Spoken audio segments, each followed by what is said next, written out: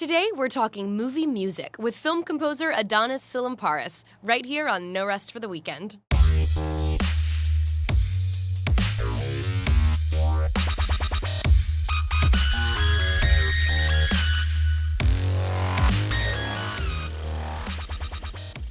Hello and welcome to No Rest for the Weekend, the show where we talk to the creators of independent film and series. I'm your host, Victoria Oliver.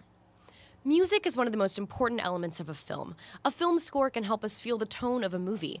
It holds us in suspense, it makes us feel, and occasionally it scares the hell out of us. Our guest today is an accomplished musician and composer. Adonis Tsilimparis has composed music for TV's CSI New York, NCIS, and American Pickers. And recently he composed the film scores for feature films such as Dementia 13, Naked as We Came, and the upcoming Bloodbound. Recently, our producer, Jason Godbey, had a chance to meet up with Adonis in the studio. Hi, it's Jason Godbey for No Rest for the Weekend. With me today in the studio is composer Adonis Tsilimparis. Welcome, Adonis. Thank you, and you got my name right. Yes, I was. That was the first challenge. The first challenge of the cast here is getting Adonis's name right. Yeah, it's not easy. So Adonis is a composer who's composed for TV and film. Adonis, tell us how this came to be. Give us your origin story.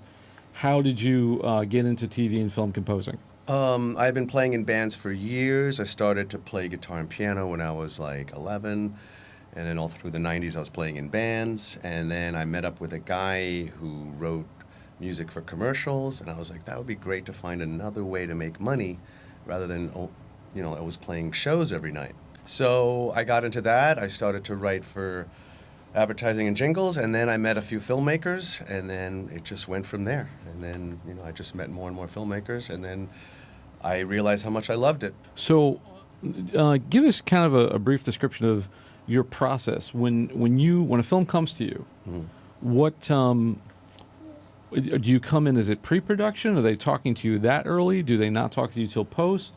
What's the process like? I meet with the filmmaker before the film is even shot. We talk about ideas. So I get a general idea. So that's, circulates in my head. Then in post, once we're done with all the shooting, we have what is known as a spotting session, where we sit with the actual filmmaker and we watch the entire film without any music, which is really, really strange. Like watching a film with no music, it's completely dead. So we have the spotting session, I take notes, and he basically says, I want this here, I want this here, I want this here. So I usually go one scene at a time. We start with a main theme or the opening title, and then he approves it or not, I make changes, and then we go into the next scene and the next and the next. So it's just a very, very simple process. Not everybody works like that, but that's how I do it. And that's it. And then when it comes to actually recording, do you do all that yourself? Do you have an orchestra that you work with? Mostly, I can do everything in the box, which is in my home, because if it's synth stuff, I can do it at home. But for this last, film I just did, we hired an orchestra. Yeah, because I wanted it to sound like a real orchestra. I didn't want it to sound like synth. Yeah. Very cool, very cool. In doing this, going to, playing in bands and playing live music is so much different than composing for a film. Yes. How did you learn this? What composers did you listen to? Who are the people that influenced you the most? When I was 12 or 11, I saw a movie called Chariots of Fire by a composer named Vangelis. We spoke about this, and that moved me a lot. I was like, wow. I want to do this one day. I want to score film. And I was amazed how he did that. I kept following him. A few years later, he did a movie called Blade Runner, which you all know, of course.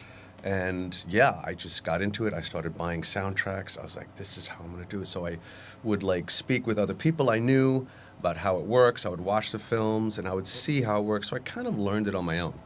So it wasn't like you apprenticed under somebody or... No, I totally advise anyone who's interested in doing this to go to school. I didn't, but it's better to go and maybe apprentice over somebody or, just learn it in school or take some courses or something. Now, this feature that you've done recently, Dementia 13. Yes. I understand it's a remake of an old Coppola picture. Mm-hmm. I think it's a Roger Corman produced Francis Ford Coppola picture. Yeah. It was a black and white sort of B movie. It was his first movie in 1963. It has a cult following. A lot of people love it. So Universal Pictures bought the rights from Coppola, and they remade it last year, and I scored it, and it was a lot of fun. How did you come to that picture?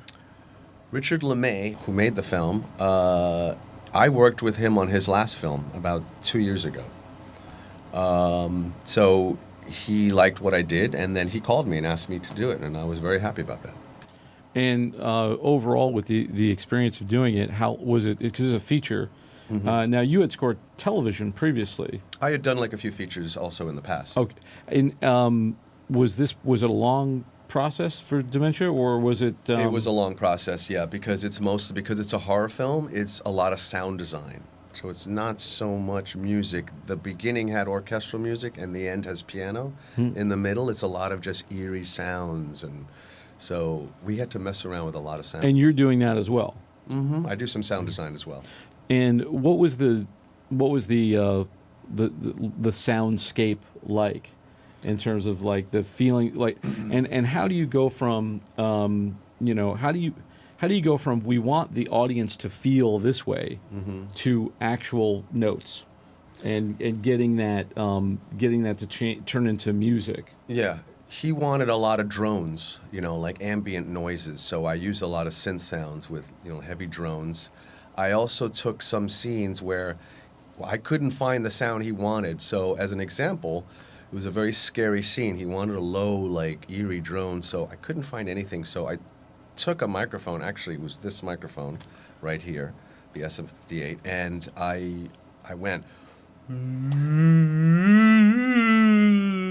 and then I put it through effects, and I flipped it backwards, and it sounded really cool, and he loved it. And the overall score, you said there is orchestral stuff at the beginning. In the opening, and the end has some piano.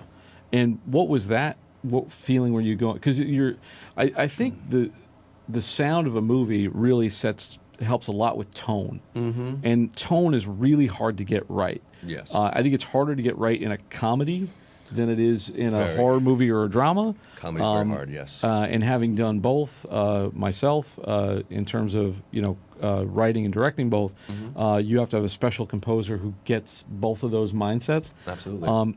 But what was kind of the mission? What did he say to you, or what did we get? Like, what was your direction in terms of we want the audience to feel like this when we open, and how do I get people into the movie? Yeah, he said exactly that. He wanted something kind of a very somber opening, which the music in the beginning is very, very somber, and then it leads into a very, very unsettling, more of a sound design thing.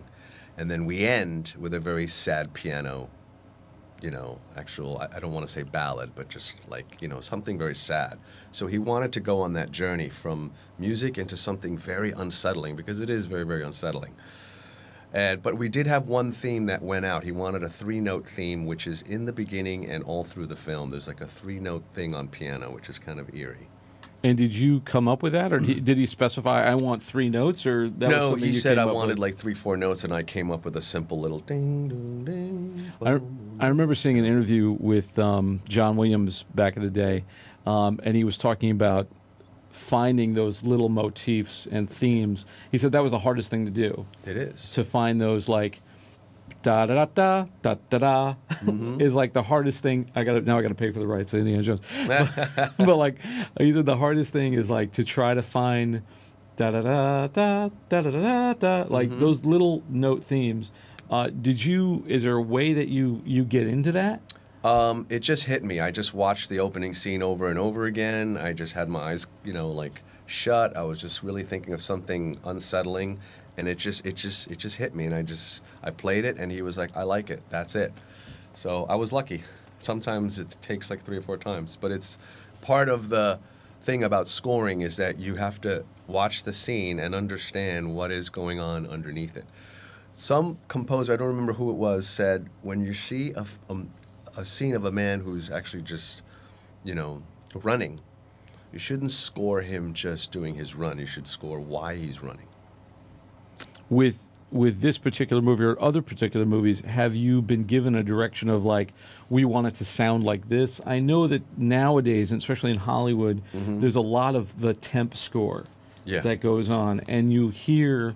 I know that the Pirates of the Caribbean score has been aped a bunch of times. It has. Inception blares have been aped a bunch of times. Did you ever get that? They say, we want it to sound like this? Oh, yeah. Oh, yeah. And what do you do with that? Is that something you can fight against? Or is that it's very hard to fight it because we call it actual demo love. They get attached to that. So if I like it, I'll try to emulate it. If I don't, I'll try to introduce something else. And it takes a lot of doing. And they're like, I say, you know what? Just think about it for like a week. Listen to it for like a week. And he'll say like, okay, and then he'll do it. Personally, when I work with a composer, I try not to do that to them. I will. Well, that's good. Thank you. I mean, I will say like. We need more guys like you. I did a movie called The Last Hit, which was a film noir. So and the composer was like, well, what feeling do you want? And I was like, well, the movie feels like Double Indemnity. There's a lot of Hitchcock influence. So he started to listen to a ton of Bernard Herrmann stuff, to get that old time classical orchestral score feeling to it. Like maybe like Taxi Driver or something. Taxi Driver is a great one, or even some of the stuff a lot of stuff he did with Hitchcock. Not as full frontal as that, because you can't score a movie like that anymore. You have to be more subtle. And it seems like scores, unfortunately, are getting. You don't notice scores in movies like you used to. Yes. And is there? I mean, not to get too far off topic, but is that something that you found? And how do you, how big a part of a movie are you? How can you, as a composer, show? How can you add to the movie without taking away from it? Well, that's something that's happening a lot now. There's much less scoring nowadays than in the old days. If you watch old movies from the 40s and 50s, there's music everywhere. It's constantly, and most of it is not even necessary. So there's less and less scoring now because sometimes, and I shouldn't be saying this really, but sometimes no music is good. It's like important in a scene. It's more powerful. So in a way, it's better because when we do have the music, it should be powerful. So I don't mind it being less because when it comes, it's like, wow. Well, you get less is more, and you also less is more. But it's can you write rememberable themes? That's the challenge, and yes, I love doing it. Very cool. Yeah. So, in terms of the way you got into the business, you kind of met somebody who wanted to work with you, and then you found kind of a mentor. Yes. In this person. I don't know if that's still happening now. I think it's harder and harder to get into the business these days. In terms of advice on, if you were X amount of years ago when you started, how would you go about starting now? Yeah, because things are very, very different now as they were in the old days. Now there are many more composers because it's easier to become one, because it's easier to just buy a laptop and like a good sequencer and a microphone, and you're Moby, But so my advice is, because there's a lot of competition out there, mingle as much as you can. Go to events, go to mixers, meetups, go to join organizations. I'm part of the Society of Composers and Lyricists. Try to join these organizations and meet as many people as you can. Meet like filmmakers, meet people in television. Just get yourself out there and mingle as much as possible. The other thing is, I would say probably is honing your craft too. Well, yeah. If you were would you say? Because I've told people who are like editors, and they're like, well, I want to be an editor, but I don't have any footage. I'm not working on a project, and I don't really shoot. Or I would say, and the composer's in the same situation. So I've told people download some public domain footage off of Pond 5, absolutely, and score it or edit it and put it together for yourself. Sure. Absolutely. I also think you mentioned going to school, but you didn't go to school. I did. Do you? Is it important when you compose to be able to read music and be technical in that way? It helps. I know a lot of composers who don't know how to read. I can read, but a lot of them don't. You don't really have to, but it does help because you may have to arrange some stuff. It's better to have a full understanding of what's going on. On that note, Vangelis never knew how to read a note of music. Really? He won the Academy Award in 1981. But it's better to know. I mean, I can't remember the composer's name. The more you know is better. But the guy who, the composer of Oliver, the musical Oliver, also did not know how to read or write music. Yeah. What was his name? We'll find out later. But yeah, you can Google that one, kids. Yeah. You mean the Oliver from 1960? Yes, the movie, the musical. Right, and that's all orchestral, so he probably hired like some arranger or something. Do you do your own arrangements? Mostly. Sometimes I will hire other people.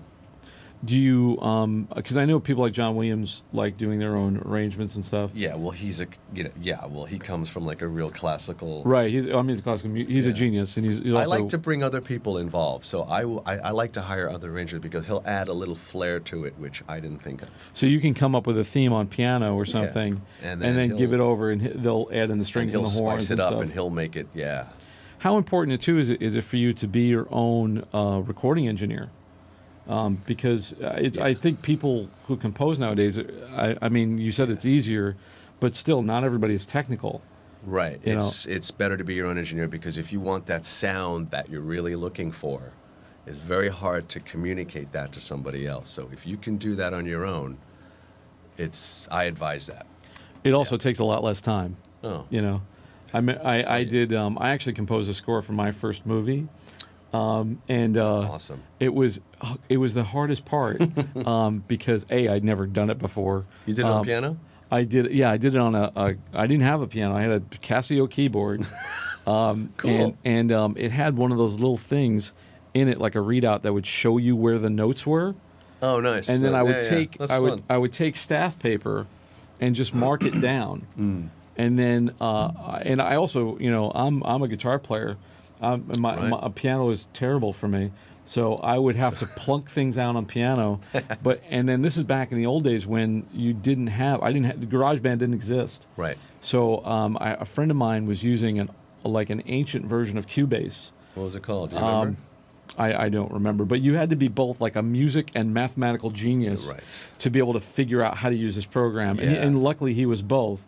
Yeah. And I would play the themes for him, and then we would use synthesized